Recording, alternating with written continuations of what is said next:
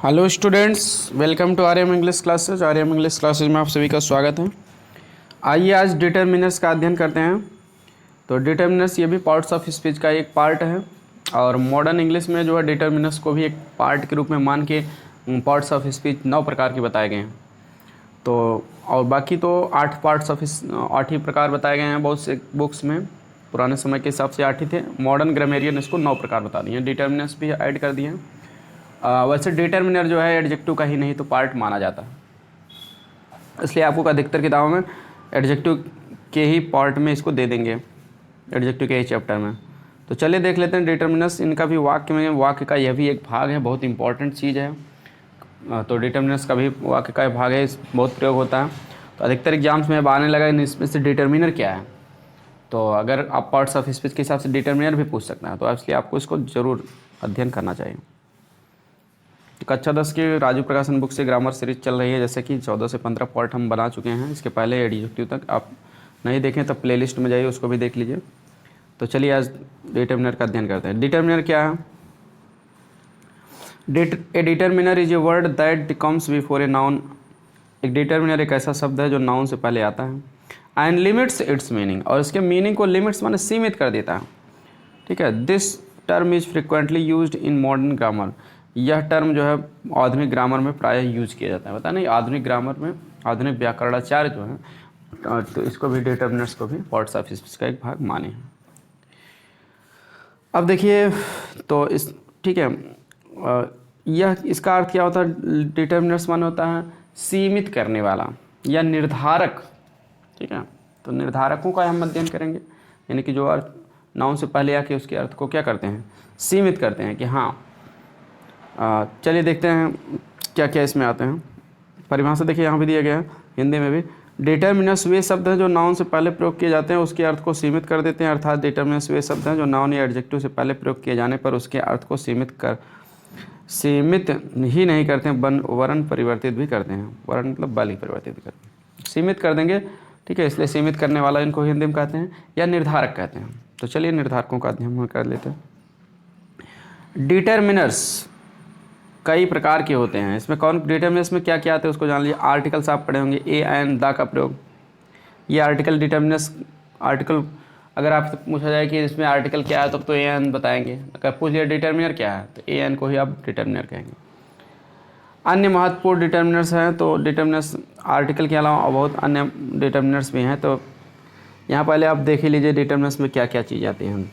जो आर्टिकल्स आता है, डिमॉन्स्ट्रेटिव एडजेक्टिव आता है। डिमॉन्स्ट्रेटिव एडजेक्टिव मतलब दिस दैट दीज दो, ये संकेतवाचक जो विशेषण होते हैं, सच सेम, ये डिमॉन्स्ट्रेटिव एडजेक्टिव कहलाते हैं। पजेसिव एडजेक्टिव भी आते हैं। पजेसिव एडजेक्टिव जैसे माई, योर, हिज, ये सब जो नाउन से पहले प्रयोग होने वाला शब्द है रहते हैं तो पजेसिव प्रोनाउन, लेकिन नाउन से पहले प्रयोग होने के नाते पजेसिव एडजेक्टिव का भी काम करते हैं। तो ये भी इसमें आते हैं। Adjective of quantity and number, यानी एडजेक्टिव जो आप पढ़े हैं क्वांटिटी मतलब मात्रा बताने वाले जो विशेषण है, परिमाणवाचक, और नंबर संख्या बताने वाले जो विशेषण हैं वो भी इसमें आते हैं। तो जैसे देख लेते हैं इसमें कौन कौन से आते हैं।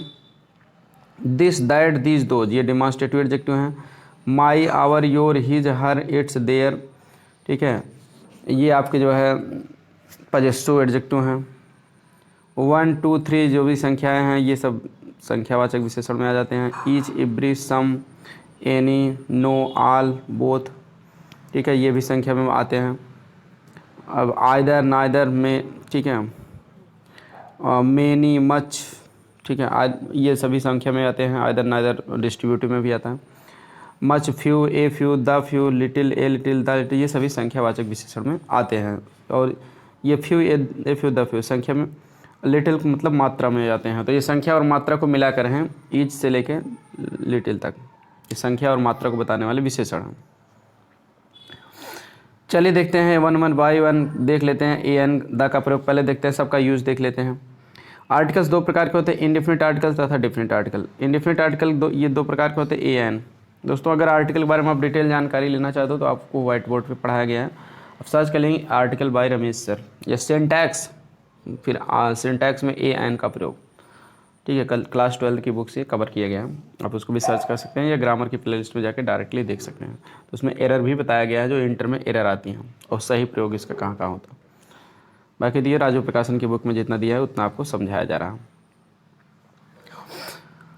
आर्टिकल्स दो प्रकार के होते हैं, इंडिफिनिट आर्टिकल, डिफिनिट आर्टिकल। तो इंडिफिनिट आर्टिकल भी दो प्रकार के होते हैं, ए एन इसमें आता है। अब ए का प्रयोग कहाँ होता है, आयन का प्रयोग देख लेते हैं। तो ए का प्रयोग जो है व्यंजन ध्वनि देने वाले शब्दों से पहले होता है, यानी जिसका भी ध्वनि जो है व्यंजन से होगी उसके पहले आयन ए का प्रयोग होगा। आयन का प्रयोग बावल ध्वनि यानी बावल साउंड स्वर ध्वनि देने वाले शब्दों से पहले होता है। एग्जाम्पल देखते हैं, ए पेन, पेन पे क्या है, पा आ रहा है, तो का से ज्ञा तक इसको हम हिंदी में व्यंजन कहते हैं, अपनी भाषा समझो। आ से आ तक क्या कहते हैं, स्वर। तो जो भी केवल आपको साउंड पे ध्यान देना, ये जो है का से ज्ञा तक की जहाँ भी आवाज़ आएगी उसके पहले ए लगाइए, और आ से आ तक की जहाँ भी आवाज़ आएगी आयन लगाइए, बस इतना ही आपको ध्यान देना है आर्टिकल में। ए पेन, आयन आउल, आउल में देखिए आ रहा स्वर, बुक में बी आ रहा, एलिफेंट में आ रहा, तो आयन लग गया उसके बाद।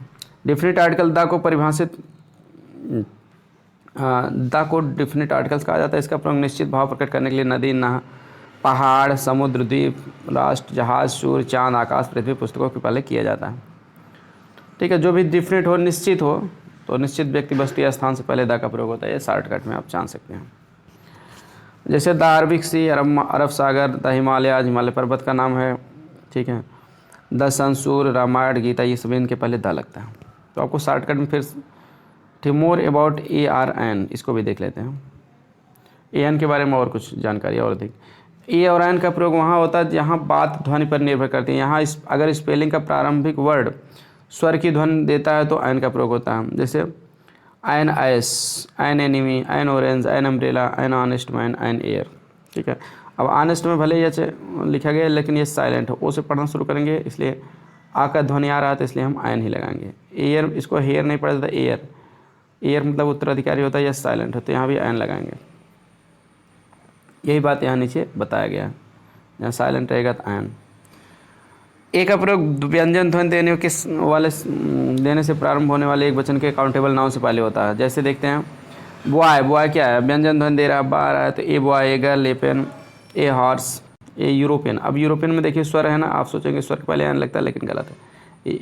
यू, इसका उच्चारण लिखेंगे यू, इसलिए ए इसके पहले भी सही है। तो ऐसे एग्जाम में आ सकते हैं कन्फ्यूज करने के लिए। यूनिवर्सिटी में आप सोचेंगे यू तो स्वर है लेकिन आयन आएगा, लेकिन सही है ए, क्योंकि यूनिवर्सिटी में भी यू आ रहा है, यूजफुल में यू आ रहा है। ठीक है, हिस्ट्री में देखिए एच को हाँ पढ़ा जा रहा है इसलिए ए लिखा जाएगा। ए 1 रुपये नोट, आप सोचेंगे ओ तो स्वर है लेकिन गलत है, स्वर है भले, उच्चारण तो व्यंजन से हो रहा है ना, 1 में वा आ जाता है, तो इसलिए ए भी इसके पहले भी सही है।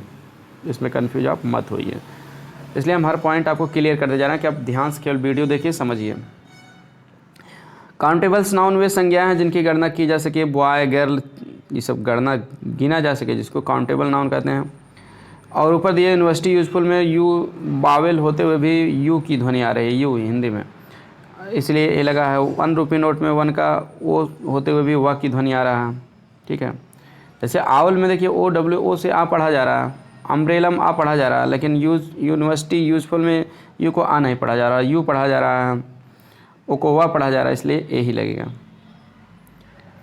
ये सब बातें आपको ध्यान देना चाहिए, क्योंकि हाई स्कूल इंटरेस्ट लेके हर एग्जाम में ये बातें आपके लिए जो है यूजफुल होंगी, पूछा जाता है सिंटैक्स में, इंटर में सही करने के लिए, हाई स्कूल में आपको करेक्ट यूज करने के लिए आना ही चाहिए।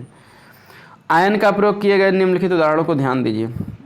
This is an apple, this is an owl, अब this is an inkpot, umbrella, ox. ठीक है, तो सब देखिए स्वर आ रहा है, स्वर पढ़ा भी जा रहा है, इसलिए आयन लगा है। ऊपर दिए गए उदाहरणों में निम्नलिखित विशेषताएं हैं। देखिए ये सभी शब्द में सभी काउंटेबल हैं, अर्थात गिने जा सके, जो गिने जा सकते हैं उनके पहले ही ए या एन का प्रयोग होगा, क्योंकि ए या एन का अंडरस्टूड मीनिंग क्या होता है, एक होता है। ठीक, तो एक के अंग्रेजी ही ए एन है, तो गिने जाने वाले पहले लगे। ऊपर काउंटेबल नाउन सिंगुलर नंबर में है, इन नंबर काउंटेबल नंबर से बावल की ध्वनि आ रही है, तो बावल ध्वनि आने के नाते एन का प्रयोग होता है। व्यंजनों में के साथ भी एन का प्रयोग होता है, जब ठीक है, जब उसमें जो है स्वर आएगा, बावल की ध्वनि आएगी तब। उदाहरण जैसे Ahmad will return from the school an hour, hour में ये भले व्यंजन है लेकिन ओ से पढ़ा जा रहा है, इसलिए एन आया। ऑनेस्ट के पहले भी एन आया, ए के पहले भी एन आया। यहाँ इन सभी के पहले एन का प्रयोग हो, क्योंकि बावल की ध्वनि जो है बावल की सुनाई दे रही है। और भी कुछ एग्जाम्पल हम आपको बता दे रहे हैं, जैसे देखिए आयन MBBS में भी आपको क्या लगेगा, आयन लगेगा, यम भले व्यंजन है, क्योंकि इसका उच्चारण जब लिखोगे एम हो जाएगा। इसी तरह से MA, MSc, ठीक है, इनके पहले भी ए ही आएगा। और एन एस पी में भी देखिए एस आ जा रहा है, S P S D O, ठीक है। एन एन जी ओ में भी देखिए एन आ रहा है। तो इस तरह से कुछ शार्ट फॉर्म जो होते हैं उसमें अगर उस पढ़ने में पहला अक्षर स्वर आ जाता है तो उसके पहले भी एन लगता है। द को डिफिनिट आर्टिकल कहा जाता है। दिस इज ए गोट, जैसे उदाहरण देखिए, दिस इज ए गोट, या एक बकरी है, the it is a tree, वह एक पेड़ है। तो दोनों को इकट्ठा बताया जाएगा, the goat is under the tree, या एक बकरी है या एक पेड़ है, तो वह एक पेड़ है। तो मतलब परिचय करवाने के लिए तो दिस, ठीक है, दैट के साथ ए लगा देते हैं पहली बार, लेकिन जब कन्फर्म हो जाता है कि निश्चित हो जाता है कि हाँ यही बकरी है वही पेड़ है, वक्ता परिचित हो जाता है, दोनों को जान लेते हैं, तो द लगा के बोलता है। तो कहता है the goat is under the tree, बकरी पेड़ के नीचे है। उपरोक्त उदाहरण से स्पष्ट है कि वाक्य की संख्या 1 और 2 में गोट और ट्री का परिचय कराने के लिए ए का प्रयोग हुआ है। जब इन्हीं नाउन्स को वाक्य में दोबारा प्रयोग किया गया है तो डिफिनिट आर्टिकल्स द का प्रयोग हुआ। जब कोई नाउन एक बार परिचय करवाने के लिए ए एन लगेगा, लेकिन दोबारा जब प्रयोग किया जाएगा तो वो निश्चित हो जाता है, इसलिए निश्चित आर्टिकल द लग जाता है। नियम क्या है इसका? निश्चित प्राणी, वस्तु या स्थान के पूर्व द का प्रयोग होता है। किसी नाउन से निश्चित भाव प्रकट हो तब भी द का प्रयोग होगा। जैसे this is the school where we read, या वही स्कूल है जहाँ हम पढ़ते हैं। तो आदमी परिचित रहता है, निश्चित रहता है, द लगा के बोलता है। जब किसी सिंगुलर नाउन से संपूर्ण जात का बोध हो तब भी द का प्रयोग होता है। जैसे the cow is a useful animal, गाय एक उपयोगी जानवर है। We should not hate the poor, हमें गरीबों से नहीं नफरत करना चाहिए। तो यहाँ भी क्या है, पूरी द काउ मतलब जितनी गायें हैं पूरी जात का बोध हो रहा है, तो सभी गायें जो है यूजफुल होती हैं, सभी गरीबों से हमें नफरत नहीं करना चाहिए। तो इस तरह से इनके पहले भी द लगा। तो एडजेक्टिव है, एडजेक्टिव जब कॉमन नाउन की तरह प्रयोग हो जाता है, पूरे वर्ग को बताता है, तब भी द लगता। नदी, खाड़ी, समुद्र, पहाड़ी, द्वीप समूह, राष्ट्र, जहाज, सूर्य, चांद, आकाश, पृथ्वी तथा पुस्तकों के नाम से पहले द आता है। एग्जाम्पल देखते हैं। The Ramayana, the sun, the moon, the Indian ocean, the sky, the earth, इन सभी के पहले द आता है, क्योंकि ये पृथ्वी की मतलब कि ये अनोखी वस्तुएं हैं, अपने आप में एक ही हैं, ठीक है। इन सभी के पहले द लगने का नियम। सुपरलेटिव डिग्री पहले तो हमेशा द लगता है। जैसे Ram is the best boy, best superlative degree, good, better, best, the लगेगा। जब किसी प्रॉपर नाउन से पहले किसी एडजेक्टिव का प्रयोग हो तो प्रॉपर नाउन की फोर्स कम हो जाती है। फोर्स मतलब उसकी ताकत कम हो जाती है, बल कम हो जाता है उसका, उसके पहले भी द लगता है। एग्जाम्पल, द ग्रेट अकबर, ठीक है, यहाँ ग्रेट पे ज़्यादा फोर्स देना है, तो प्रॉपर नाउन अकबर की फोर्स कम हो। द ग्रेट अकबर, तो देखिए अकबर क्या है, आपका प्रॉपर नाउन है, व्यक्ति का नाम, इसके पहले एडजेक्टिव है तो द लग जाएगा। इसको अगर एक बार यह भी ध्यान दीजिए, अगर बाद में लिखा जाएगा अकबर तब भी द ग्रेट लिखा जाएगा।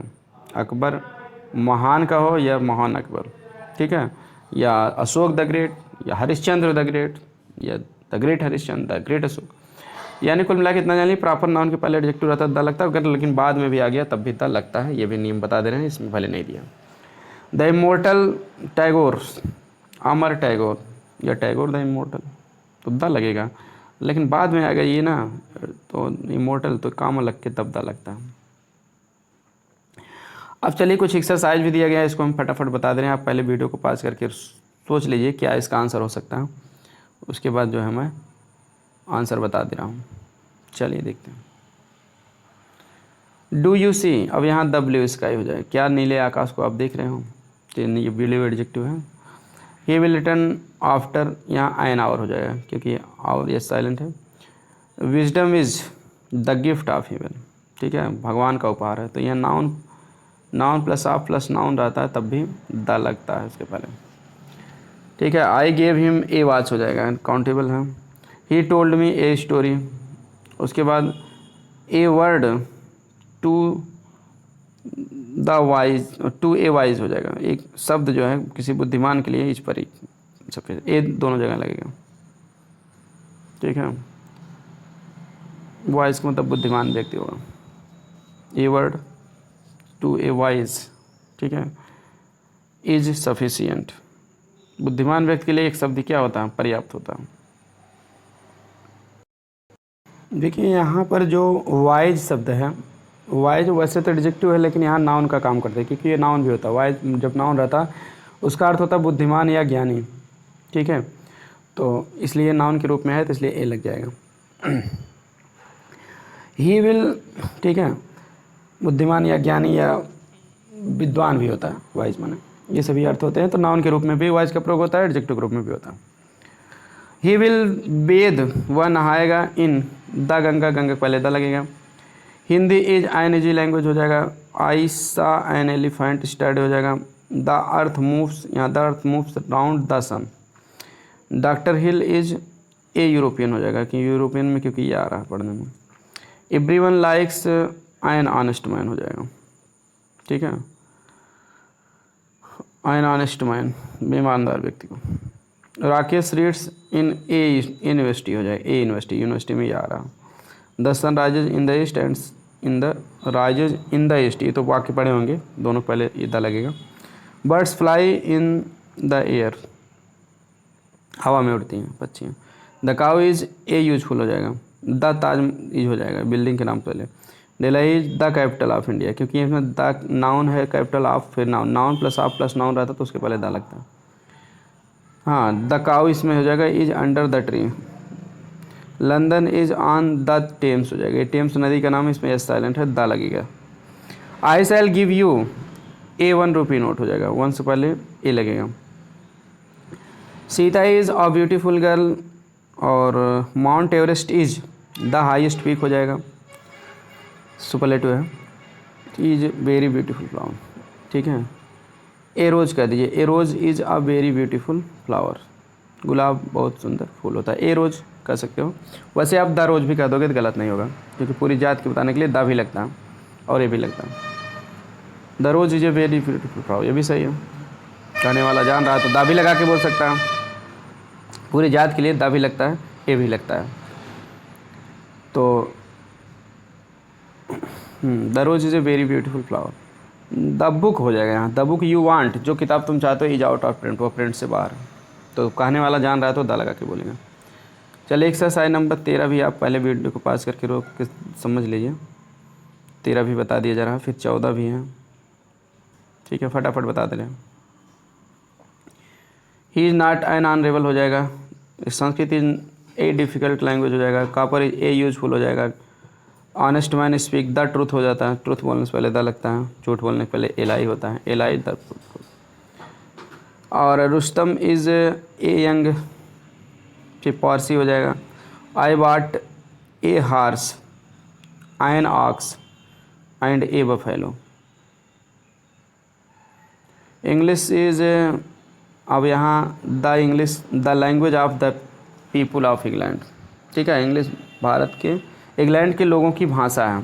English is the language of the people of England, दोनों जगह द लगेगा। स्टडी ए यूरोपियन हो जाएगा। उसके बाद able man, has not always, तो एन एबल हो जाएगा। I first met him a year ago, इतना ध्यान देना, ईयर के पहले आई नहीं लगता, ए लगता है, कंपटीशन में भी कई बार आया, क्योंकि इसका उच्चारण जानते हो क्या होता है, ई अर वैसे या, और ईयर ना, कान वाला ईयर मत समझिएगा, गलत हो जाएगा। ए ईयर एगो हो जाएगा। Mumbai is very place to live in, a very dear place हो जाएगा, ए लग जाएगा। विच इज़ यहाँ द लग जाएगा, सुपरलेटिव बनाते हैं। The lion is the king of beast, the lion a lion दोनों होता है इसमें, ठीक है। पूरी जात बताने के लिए द का प्रयोग होता है, ए का भी प्रयोग होता है, क्योंकि ए का अंडर स्टूडेंट ए नहीं है। The lion is the king of beast, जिस शेर जंगलों का राजा होता है, आप जान रहे हो, द लगा के बता सकते हो। लेकिन ए लायन भी कह सकते हैं तो गलत नहीं होगा, क्योंकि ए लायन मतलब ए नहीं लायन, कोई भी लायन होगा वो जंगल का राजा होता है। इस तरह से ए द दोनों है। श्रीलंका इज एन आइलैंड हो जाएगा, क्योंकि आइलैंड पहले स्वर लगे, स्वर से पढ़ा जा रहा है, आयन लगेगा। लेट अस डिस्कस, ठीक है, द मैटर हो जाएगा, और मैटर को सीरियसली डिस्कस करेंगे, मैटर के बारे में आदमी जान रहा है, द लगा के बोलेगा।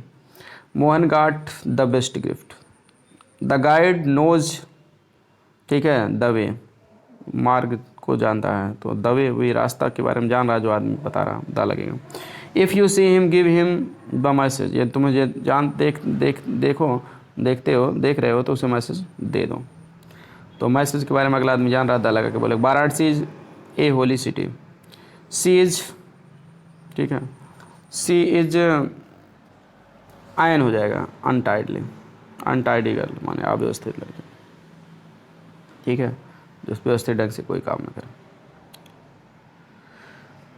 तो we shall come after an hour हो जाएगा।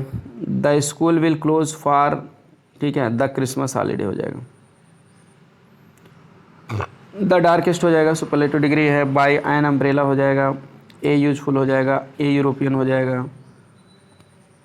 By united effort we can make our country great, a लगेगा। बाय ए यूनाइटेड इफोर्ट, संयुक्त प्रयास के द्वारा, एक संयुक्त प्रयास के द्वारा। आगे और द, हाँ, एन एलिफेंट हो जाएगा। Is the very huge animal, an elephant या द एलिफेंट दोनों बताया है। संपूर्ण जाति के लिए द भी बताया गया है और ए भी मिलता है एग्जाम किताबों में। तो the elephant is a very useful animal. We shall arrive there in a hour हो जाएगा, नहीं सॉरी एन आवर, क्योंकि आवर में silent, an hour are two. I have not seen him since he was a child हो जाएगा। Brutus was an हो जाएगा, an honourable man. They started late in, they started late, वे late से शुरू किए थे। अब यहाँ डायरेक्शन क्या है, fill in the blanks a an or the wherever necessary in the sentence, जहाँ पर ज़रूरत हो वहीं पर आपको भरना है, ठीक है। वे लेट शुरू किए थे, इन आफ्टरनून कर दिए, वे दोपहर में देर से शुरू किए थे। यहाँ कोई आर्टिकल की ज़रूरत ही नहीं है, ना लगाएंगे तो भी सही है आप, ठीक है, नेसेसरी नहीं है। माई फेवरेट फ्लावर इज, ठीक है, द रोज़, ठीक है, मेरा फेवरेट फूल जो है क्या है, गुलाब है। द ब्रेव सोल्जर्स, ठीक है। अब यहाँ भी, ठीक है, द रोज़ कह सकते हो या रोज़ ही केवल कह दो तब भी चल जाएगा कि मेरा फेवरेट फूल क्या है, गुलाब है। ए भी लगा सकते हो, ए रोज़, कोई भी गुलाब है वो भी हो सकता है, तो आप नहीं जान रहे हो तो ए लगा सकते हो। यहाँ the brave soldiers lost ion arm हो जाएगा, ठीक है। द ब्रेव लगा सकते हो आप अगर उसके बारे में परिचित हो तो, नहीं तो ए भी सही है, कोई दिक्कत नहीं। Doctor says it is a hopeless case, ठीक है, द डॉक्टर सेज हो जाएगा। डॉक्टर के बारे में अगला आदमी जान रहा है तो द लगेगा। अप्रैल इज, द लगेगा, the 4th month of the year, ठीक है, चौथा महीना है, आदमी जान रहा है, परिचित। Man has no right to say an evil thing, an लगेगा, an an evil. By a united पीछे भी आया था। My brother works in an insurance company हो जाएगा। Mohan is an honest man हो जाएगा। तो आई होप समझ में आ गया होगा। यहाँ डिटर्मिनेंट्स क्या है, इसमें आर्टिकल का प्रयोग भी आप पढ़ें, ठीक है। बाकी एडजेक्टिव, पजेसिव एडजेक्टिव ये सब भी आते हैं, और न्यूमरल एडजेक्टिव ये संख्यावाचक में मात्रावाचक भी आते हैं, क्वांटिटी और नंबर को बताने वाले, ये सभी डिटर्मिनेंट्स हैं। अगली वीडियो में आपको पूरा आगे पढ़ाया जाएगा, वर्ब के बारे में डिटेल में अध्ययन किया जाएगा, ठीक है, और उसके बाद तुरंत एडवर्ब बताया जाएगा। तो जो भी आपको, ठीक है, क्वेरी हो आप क्वेश्चन पूछ सकते हैं। आई होप समझ में आया होगा। मिलते हैं नेक्स्ट वीडियो में एक और शानदार टॉपिक के साथ, इसकी अगले पार्ट के साथ। थैंक्स फॉर वॉचिंग वीडियो को लाइक, सब्सक्राइब और शेयर ज़रूर करें अगर आपको पसंद आया तो।